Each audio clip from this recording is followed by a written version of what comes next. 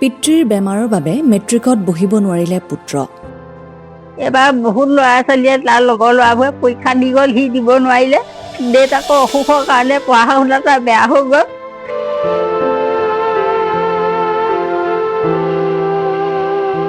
এটি দৰিদ্ৰ পৰিয়ালৰ কৰুণ কাহিনী।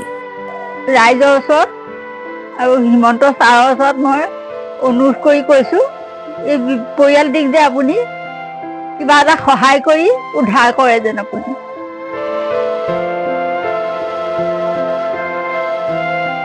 ৰাজ্যজুৰি হাইস্কুল শিক্ষান্ত পৰীক্ষাৰ উৎসাহ চলি থকা সময়তে শিৱসাগৰ জিলাৰ পৰা পোহৰলৈ আহিছে এক অতি দুখজনক তথা কৰুণ কাহিনী।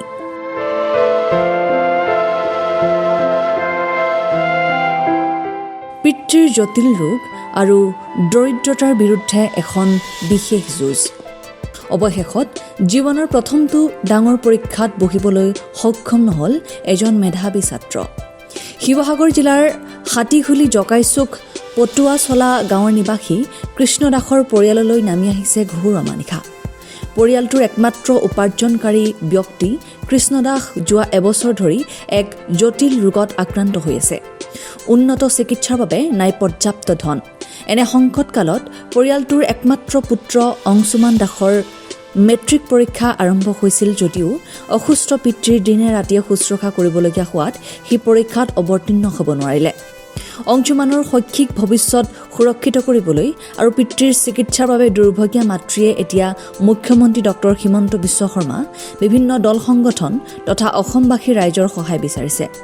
পিতৃৰ সেৱা কৰিবলৈ গৈ শিক্ষাৰ্থীগৰাকীয়ে পৰীক্ষা দিব নোৱাৰা ঘটনাই স্থানীয় অঞ্চলটোত শোকৰ ছাঁ পেলাইছে।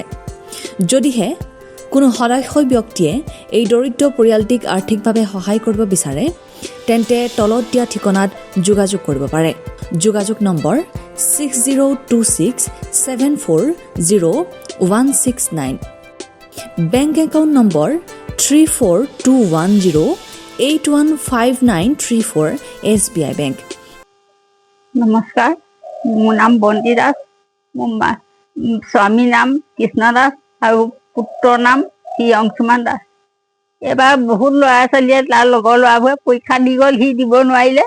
দেউতাকৰ অসুখৰ কাৰণে পঢ়া শুনা তাৰ বেয়া হৈ গ'ল।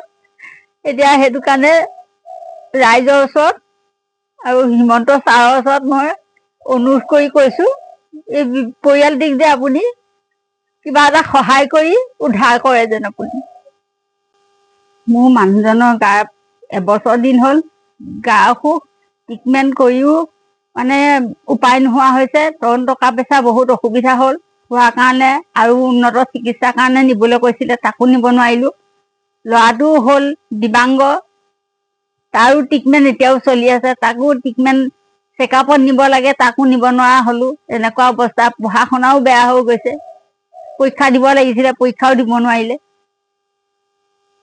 সেইকাৰণে মুখ্যমন্ত্ৰী মহোদয়ৰ ওচৰত মই সেৱা জনাই কিবা এটা যে মোক আপুনি সহায় কৰি এই পৰিয়ালটিক বিপদৰ পৰা যে আপুনি উদ্ধাৰ কৰক।